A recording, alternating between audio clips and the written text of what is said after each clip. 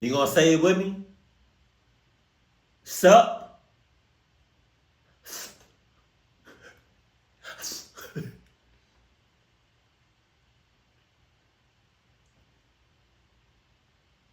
No! I bet you nobody said it when I said it. And if we did, you lying. Today's story has a very surprising ending. And I do sort of tip off what actually happens, early-ish on in the story, but I'd be very surprised if people actually picked up on it and put it together before I reveal what actually happened. But before we get into today's story, if you're a fan of the strange, dark, and mysterious delivered in story format, then you come to the Hey, baby. place because that's all we do, and we upload once a week. So if that's of interest to you, please offer to make the like button a nice fresh bowl of oatmeal. Except, don't use milk, use glue. What? Also, please subscribe to our channel Oh. and turn on all notifications so you don't miss any of our weekly uploads. Hell no. Okay, let's get into today's story. Hell. Dice roll. Sheesh.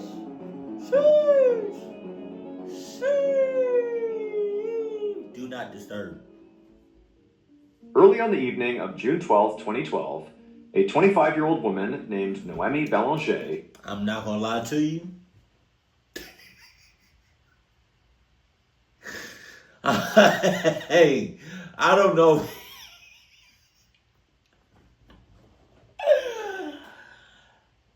I'm not gonna lie to you, and I feel like some of y'all know what I'm about to say. She looked like a cluck ass. I'm not gonna hold you. She looked like a clucky. To be honest with you. Maybe it's just like the angle, or I don't know if it's the forehead. Hey, you could have picked a better picture. All I'm saying is, if I see her, I'm going. I'm joking. I'm joking. Opened up the door to her hotel room on Phi Phi Island, which is a major tourist destination. On what? Phi Phi Island. So you mean to tell me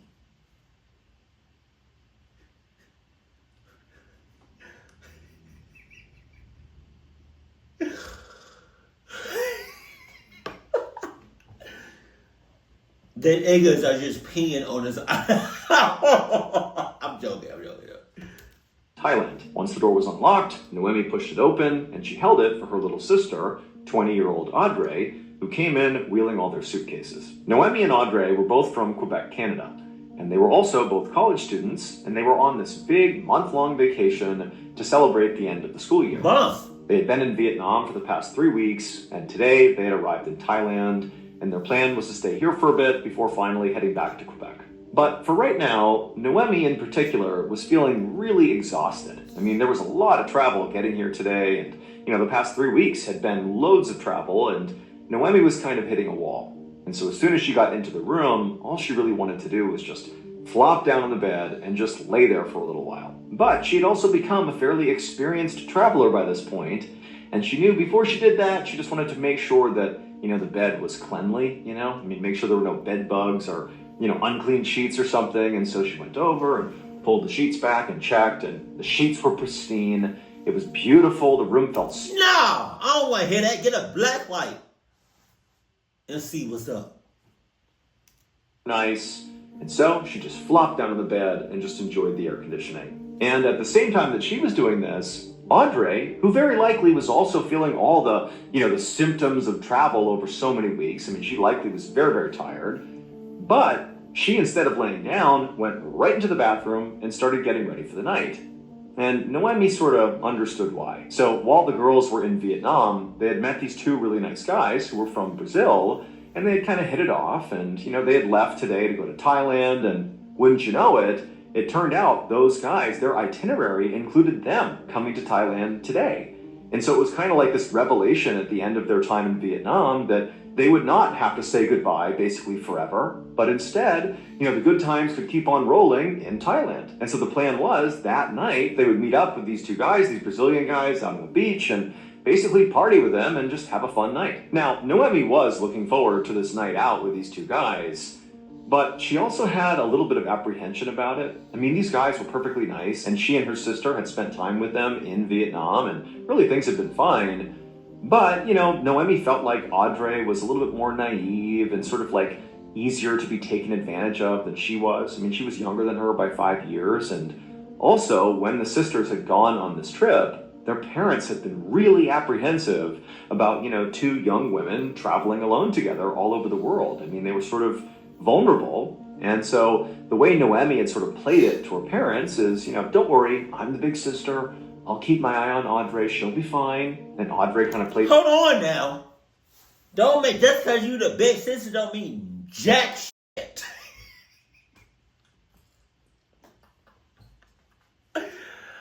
I know some people that's older than me. That's childish. So just because you older than me don't mean nothing. You got your dumb moments. I'm not going to hold you. Full of younger sister and was like, yep, I'll do what my big sister says. And so Noemi sort of felt like she had a responsibility to keep Audrey safe. And so she was feeling a bit apprehensive about whatever they were going to do that night with these guys. It just sort of seemed like things were sort of moving quickly with these two guys, They should have maybe just stopped in Vietnam, but they're here. And so who knows what was going to happen. And so Noemi, as she's laying there and Audrey's getting ready, Noemi decides to just give her parents a call. Because one of the things Noemi had been doing over the past several weeks, they'd been on this big vacation, is sort of constantly updating her parents to assuage their concerns that anything was wrong, with their two kids. Noemi wanted her parents to see that she was doing everything she could, to keep her and her sister safe. And so she pulled out her phone and she was about to call her parents when suddenly Audrey appeared from the bathroom and said, stop. And she told her, like, hey, remember, it's evening for us. But back home in Canada, it's the middle of the night, so you're going to be waking them up, and they're going to have loads of questions, like, why are you calling in the middle of the night? And probably you're going to have to tell them about, how we're going out tonight with these two guys, and they're going to worry, like, don't do that. Spare them. We will talk to them tomorrow. They don't need to know what we're doing tonight. Everything is fine. And Noemi was thinking, you know what? She's right. This is a bad time to call. Noemi actually forgot, the time change was so significant. And she also, wasn't sure what she would say to her parents about, going out with these two guys because it would raise some red flags. And so Noemi put her phone down and decided, you know what? Tonight's going to be just fine. I just got to let things go. And so she actually climbed off the bed and she joined her sister in the bathroom and began also getting ready for their big night out. A little bit later, Noemi and Audrey left their hotel room and they headed out to the beach. And sure enough, there, right outside of a beachfront bar, were the two Brazilian guys they were meeting up with that night. And as the two girls approached, they saw that each of these guys were holding these big buckets. They almost looked like, a toy that a child would use on the sand, to fill it up and make a sandcastle with, like a big, beach bucket. And, the girls, as they're walking over, they're wondering what these buckets were for. And they thought it was maybe like some joke these guys were going to play, or they didn't know what. But as they got closer, they realized that these buckets these guys were holding were filled to the brim with ice and liquid. There was some sort of drink in these buckets. And so the girls walked up to them and they said hello, and very quickly the conversation turned to these big drinks they were holding. And Noemi and Audrey were like, what are those? And the guys told them, these are like these amazing cocktails that you can only get in this part of the world. The girls asked, well, what is it? What's inside of the drink? What makes it so special? And the guys kind of looked at each other and laughed, and they're like, I don't know. Just try it. It's real.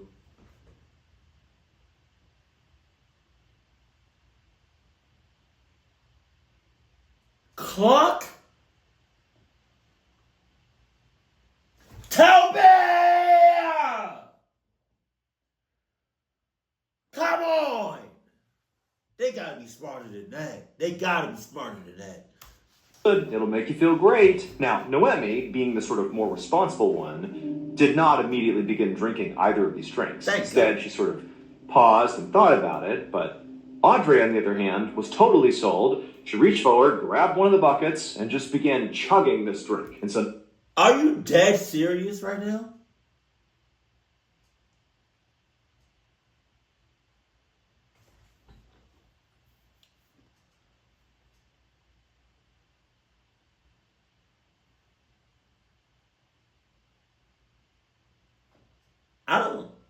I forgot which one is the older sister, but what I'm saying is, whether or not who's old or not, who's supposed to look after so-and-so or who not, Y'all sisters.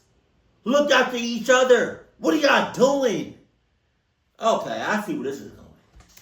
And he's looking at her like, come on, like, you can't just jump into this. We don't know what this stuff is. But, after a couple of chugs, Audrey lowered the bucket and looked at her sister, and she just grinned, and she handed it back to her guy. And then she told Noemi, like, these taste great. This is awesome. Like, you gotta try it. Loosen up. And so at this point, Noemi, she's considering the situation. They were in Vietnam with these guys, and these guys were out partying with them. They were drinking with them, and, they seemed perfectly trustworthy, and they were clearly drinking from these buckets, and it didn't seem nefarious. And also, Noemi looked around the beach and suddenly realized that basically everybody had these big buckets, This was not just these two guys. So what? Oh my God. Everybody's drinking this thing. And so Noemi's thinking, okay, well, if they think it's okay and it's sort of normal, in this part of the world, then it's got to be okay. And so she reached forward, grabbed the other bucket from the other guy, and took a big sip.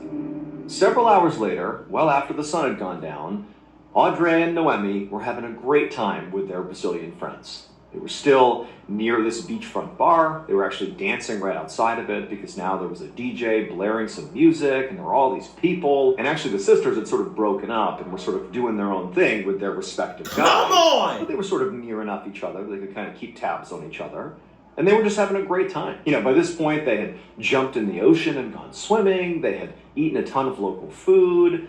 And Noemi had lost count of how many of these big bucket drinks they had all consumed together. But they were really just having a blast. Noemi's vision was a bit blurry, and she was kind of stumbling, and she'd look over at Audrey, and she was kind of in the same state, as were the two guys they were with. They're buzzed. They're having a great time. And so the two girls and their guys are just out there dancing, doing their thing. It's about 1 a.m. at this point, and Noemi's guy says to her, hey, do you want to head back to the hotel room together? And Noemi's like, yeah, let's go back. But hold on, I want to talk to my sister first. And so Noemi kind of stumbles her way over to Audrey, who's in the middle of this big dance routine with her guy, and she stops Audrey, and she whips around, and Audrey's all smiles too. And Noemi's like, hey, do you want to go back to the hotel room? We're going back now. Do you want to come? And Audrey's like, no, I want to stay here. I'm having too much fun. This is awesome. We're just going to keep on dancing. You guys should stay too. But Noemi was like, no, I gotta go. We're gonna go back. So you sure you want to stay? And Audrey was like, yeah, we'll stay. We'll see you at the hotel soon. Now, typically, Noemi and her sister really rarely separated, especially when they were out drinking and partying, because of all the inherent risks of being alone at night, potentially intoxicated. And so, this was kind of a rare thing for her to break away from her sister. Yeah! Also, you don't know these people. Okay. All right. Separated. But it just seemed like this was okay. It was safe. And, these guys they were with, they really seemed like stand-up guys. And again, they were just having a blast here. And Noemi didn't really want to stop her from having a good time. And so ultimately, she did say bye to her sister and said she'd see her soon. Noemi turned, and with her guy, she headed back to the hotel. And Audrey kept on dancing with her guy in front of the beach bar. I am nervous.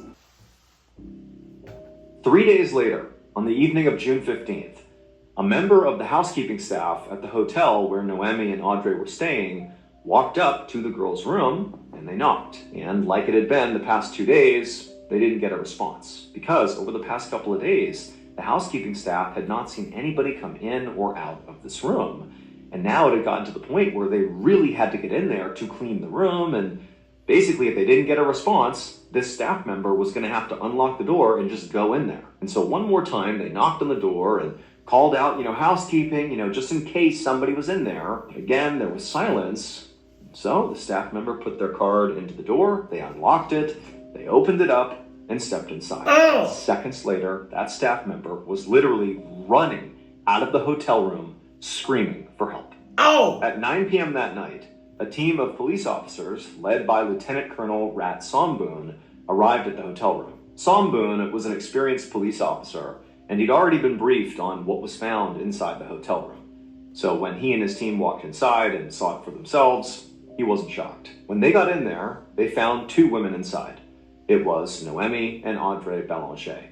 and both of them were lying in their respective beds, tucked up in their sheets, lying perfectly still, and each of them was completely surrounded by vomit. Oh! Boone estimated that these two women had been dead for between 12 and 20 hours, and his first theory as to what might have killed them was alcohol poisoning. I mean, that would explain the vomit. This was also a big tourist destination, and clearly these people were tourists, and so maybe they were out partying and they died from alcohol poisoning. However, when Boone looked more closely at the bodies, he noticed a confounding detail. There was all this dried blood on the girls' gums and also under their fingernails. And so that was not consistent with alcohol poisoning. And so Boone thought, okay, well, maybe the reason they have blood in these parts of their body is because those are defensive injuries. Maybe somebody attacked these girls and that's how they've been killed. But after doing a cursory check around the hotel room, there was no sign of a struggle or any sort of break-in or anything like that. And so, if there had been some sort of lethal struggle in here, it certainly didn't show. And so, Boone and his team really didn't have any idea what had happened here. I mean, they had some ideas, but clearly they needed more information. Specifically, they needed to do an autopsy and a full toxicology report on both women. That would be the only way to really see what happened here. But that would take time.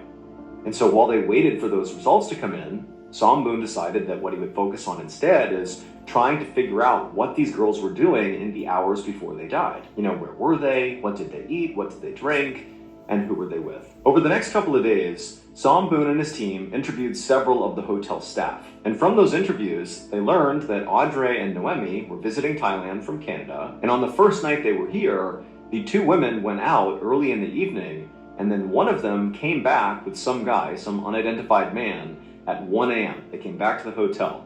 And then at 4 a.m., the other girl came back to the hotel, also with an unidentified man. And so there are Noemi and Audrey and these two unidentified men that are in the hotel room, presumably, from 4 a.m. until 6 a.m., when both of these unidentified men left the hotel room together, and the two girls were presumably left inside the hotel room. Lieutenant Boone reviewed some security footage from the hotel, which confirmed this entire timeline was correct, which meant Boone really needed to speak to these two unidentified men because they clearly were the last ones to see these girls alive. And so the police department put out an announcement about Noemi and Audrey's deaths, as well as a public call for help in identifying these two unidentified men. And shortly after making this announcement, the police learned that these two men were Brazilian, and unfortunately, they had already left Thailand on their way back to Brazil. And so obviously Brazil is outside of his jurisdiction, and so he had to appeal to Interpol, which is an international police organization,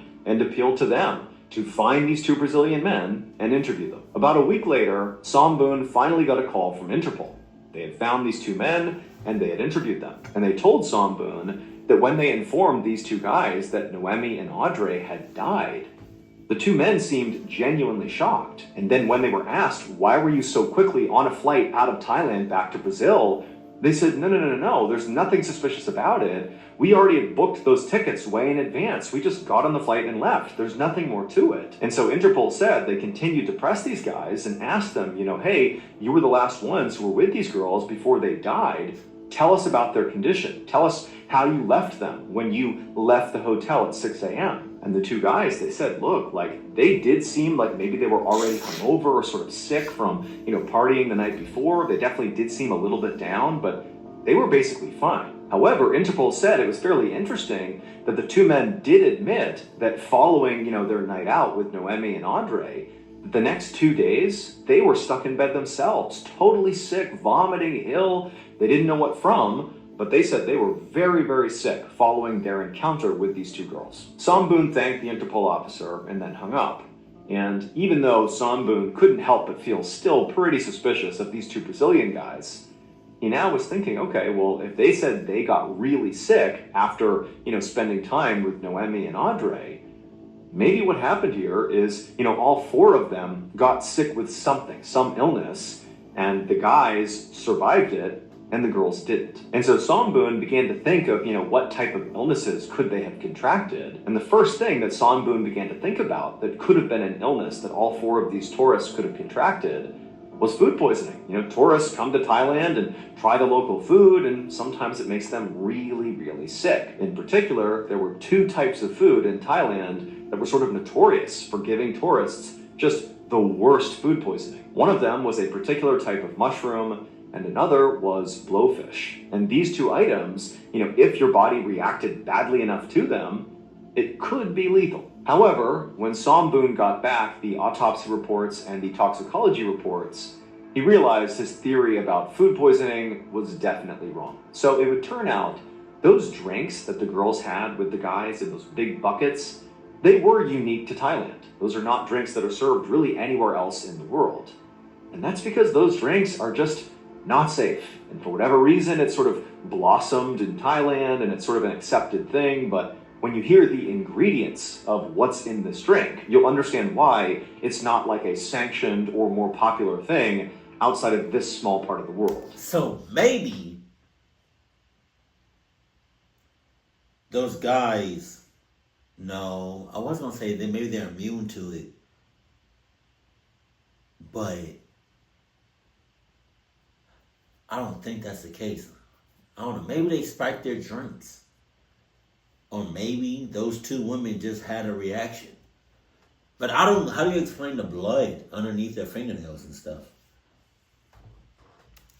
There is no alcohol in these big buckets of liquid. Instead, it includes crushed up narcotics, it includes cough syrup and Coca-Cola, and in some cases, pesticide. In fact, specifically, DEET, which is the main ingredient in mosquito repellent. And wouldn't you know it, in the reports that Somboon got back, he saw both of these girls clearly had ingested DEET, which again is a highly toxic chemical. However, despite learning this, even though this seemed to be clearly what happened here, this is a DEET poisoning case, Somboon's thinking to himself, how could this have happened? I mean, these drinks, which are called 4x100s, are pretty popular in Thailand, and people are not just turning up dead left and right. It's a dangerous drink, no doubt, but people do not die with any regularity from drinking it. And so Somboon thought, what must have happened here is whoever mixed this particular batch of 4x100s must have accidentally included too much DEET. And so that would explain how, the two girls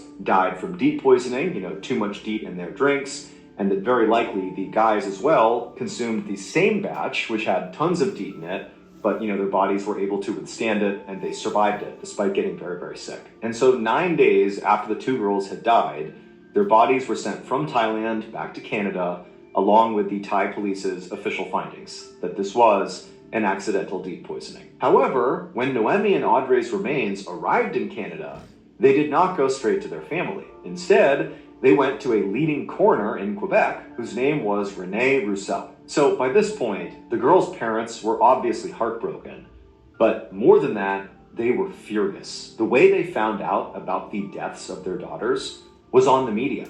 I mean, despite the fact that the police were immediately called when the girls were found dead, the Thai police did not get in touch with the family. They only got in touch after their investigation was done, and they're like, hey, by the way, your daughters are dead, and it was a DEET poisoning. It is what it is. Good luck. Oh, no! And so the parents felt like, are you kidding me? Like, you didn't loop us in at all? We're spending days trying to get in touch with our daughters, and you knew all along they were already dead?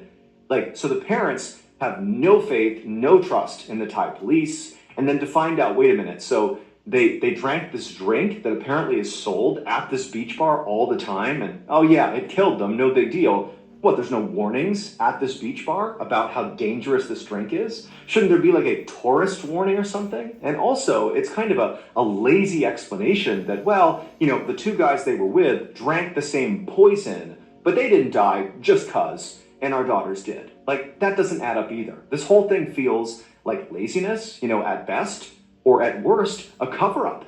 Maybe this looks really bad for Thailand that these tourists have died and it could have been prevented. And so the parents felt like, we can't just take their explanation at face value. Like, clearly, something is going on here. Something's wrong. And apparently, the Canadian government felt the same way as the parents. This case was all over the news. And they also felt like, wait a minute, guys, like, we haven't looked closely enough at this. What's really going on here? And so it was actually the Canadian government who told René Roussel to go ahead and do another autopsy on these girls' remains. Let's really see if it was DEET that killed them, or maybe if it was something else. And when René checked Noemi and Audrey's bodies, she did discover there was DEET in their system. However, not nearly enough to kill them. So while it seemed plainly obvious that yes, they must have consumed those 4x100 drinks, that couldn't have been the thing that actually killed them. However, Renee didn't find any other poisonous substances in these girls' bodies. Like, there wasn't another explanation.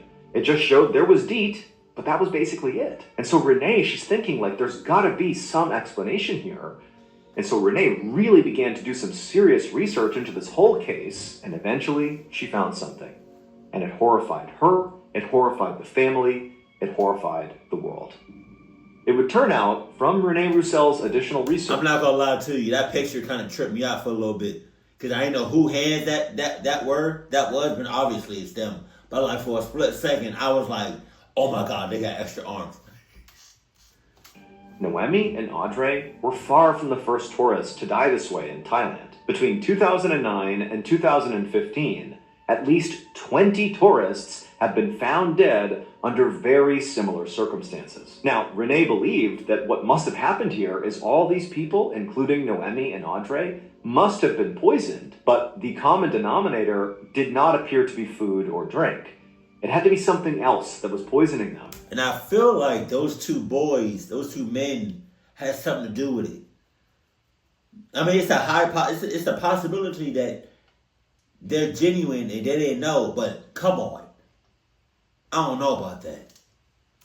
Something that was damaging blood vessels that would account for the blood under the fingernails and the gums, but also metabolized so quickly that after death, this particular poison could not be detected. And Renee figured out she was correct. So when Noemi and Audrey first arrived in Thailand, they went to their hotel room, and one of the first things that Noemi did is she pulled back her sheets to check for bed bugs. She wanted to make sure her bed was clean before she laid down and relaxed.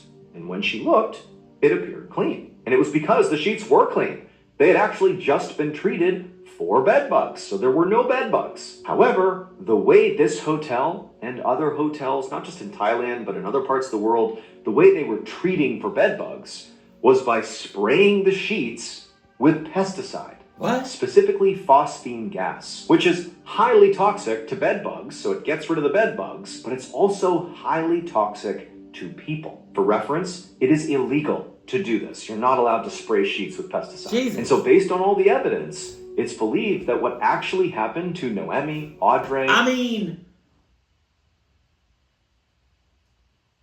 if you're in a whole hazmat suit, is that what it's called? Like the one from like what we just saw? Or like the Breaking Bad suits? While you're spraying a bed, it's got to be clogged. And the two Brazilian men they were with, is that they climbed into those beds on the night they came back, and the men were in there with them for some time, and all four of them were being exposed to this phosphine gas. It was going in through their skin, they were breathing it in, and they likely had no idea. And so they're getting sicker and sicker, and then finally the two men, they get up out of the beds and they leave at 6 a.m. They've now been, totally contaminated by this poison, but not enough to kill them. So they go home, and over the next couple of days, they get really sick from their exposure to this gas. But Audrey and Noemi, they didn't leave their bed. They stayed in those beds all night. And unfortunately, as they laid there, their bodies continued soaking in all of this poison, and their bodies just could not handle it. Oh. And so it eventually killed them. But despite learning this, and despite the fact that clearly something illegal was done here, you cannot spray your bed sheets in a hotel with pesticide to get rid of the bed bugs. It's incredibly hazardous. You can't do it. Despite that, to this day, no one has been held accountable for these girls' deaths. What? Hotel going down. Thank you so much. Nobody's been held accountable. You're lying. You're lying. You're lying. You're lying. You're lying. That's crazy. If the hotel should have known that, and I feel like they did. If you're spraying your bed and you need a hazardous or a whole protective suit on while you're spraying the bed, that doesn't make sense.